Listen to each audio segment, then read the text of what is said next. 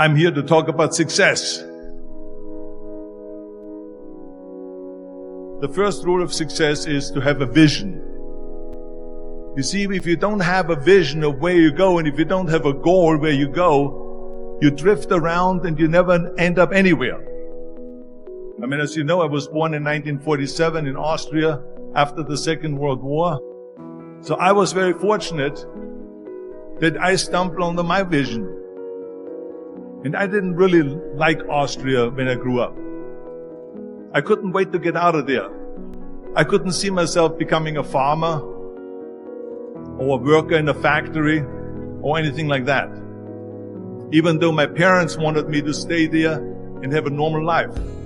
But that was their vision, not mine. My vision was totally different. I felt that I was born for something special, for something unique, for something big.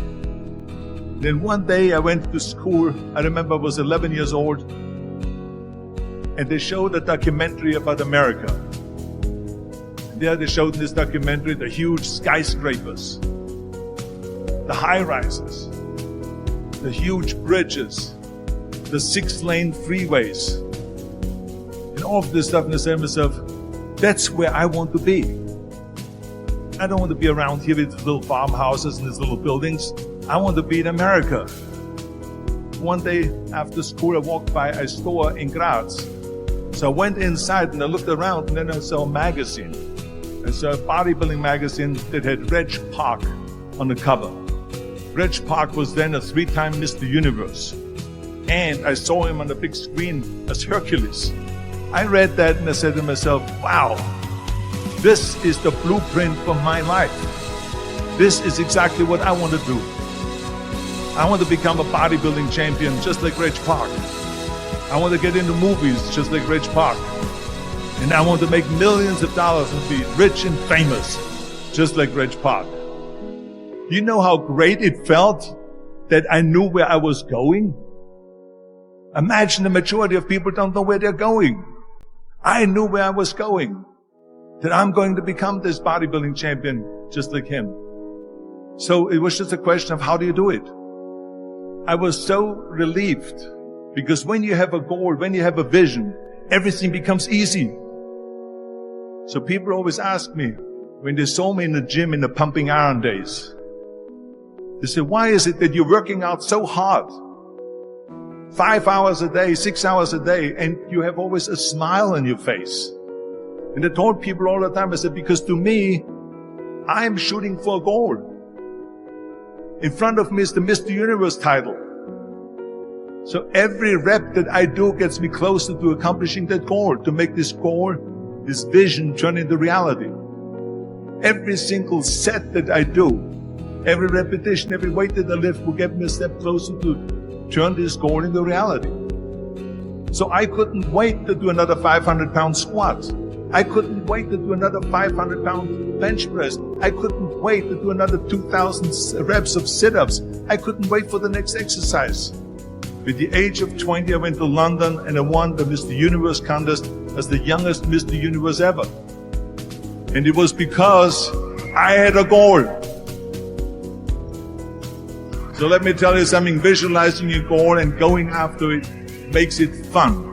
You've got to have a purpose no matter what you do in life. You've got to have a purpose. 74% hate their job in America. Now, this is not much different when you come to Europe. The majority of people don't like what they're doing because they're really not doing it because they didn't have a goal and they followed this goal. They just aimlessly drift around, and then all of a sudden there's a job opening, so they get that job because you have to work. But then when you work, it's a chore. It's work. It's not fun. So if you think about, only a quarter of the people really enjoy what they're doing in life. That is unbelievable if you think about it. So I felt so blessed that I knew what I was doing. It's like a medical student that studies and knows he wants to become a doctor. You know where to go. And the same thing is also in politics. I remember that in politics, I had a very clear vision that I will be the leader of California. This is as far as I could go because I was not born in America, so I could not run for president. So being the governor of the fifth largest state, the largest state, the fifth largest economy in the world, was for me really the ultimate title, the ultimate accomplishment in politics. So even though people came up to me and says, why don't you go and run for something smaller? You're never gonna make it. I ran for governor, and then 2 months later I became governor of the state of California. Again, because I had a very clear vision what I'm gonna do with California.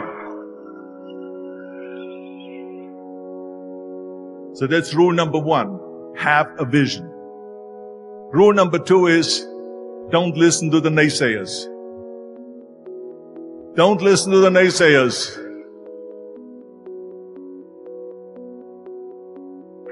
Everything I ever did, the thing that I heard out of people's mouth was, that's impossible.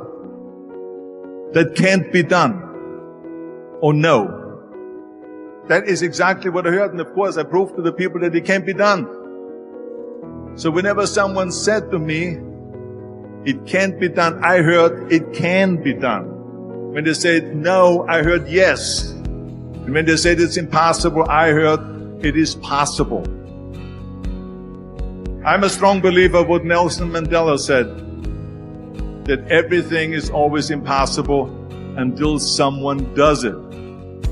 Well, I'm going to be the one, I said to myself, I'm going to do it and I'm going to show it to them. Maybe it has never been done before. That's perfectly fine with me. But I'm going to do it. And I did not listen to the naysayers. It's all about the hard work that you put in. I said to myself, in bodybuilding, I worked out 5-6 hours a day. I'm going to do the same thing now for acting. And of course I went to college to study English. I studied the accent removal, acting classes, and all of this stuff all day long. I worked and I worked and I worked. And within a short period of time I made one movie called Hercules in New York, which of course went right into the toilet. But it didn't discourage me. I still had the same vision. And then all of a sudden I did Streets of San Francisco. I did Stay Hungry and Pumping Iron and The Villain. And then all of a sudden I was asked by Dino De Laurentiis and by Universal Studio to star in Conan the Barbarian. And after I did Conan the Barbarian, the director at the press conference said to the press, the director was John Milius. He said to the press, if we wouldn't have had Arnold, we would have had to build one. So think about that.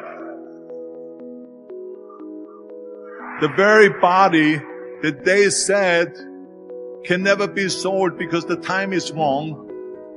A few years later, I'm doing Conan the Barbarian, and it was the #1 hit at the box office when it came out in the summer of '82. Think about that. And the director says, if we wouldn't have had his body, we would have had to build one. So all of a sudden, my body became an asset, not a liability. And the same thing was with Terminator. After we were finished filming Terminator, Jim Cameron said to the press, if Arnold wouldn't have had that accent and talked like a machine, I think the movie wouldn't have worked. So think about that. The body and the accent that they attacked was an asset. But I didn't listen to those losers. I didn't listen to them at all. It's just the reality of it is that you cannot listen to the naysayers. So this is a very important lesson for all of you. So when someone says, no, this is a stupid idea, you in your mind, you don't have to say it, but in your mind just say to yourself, you asshole.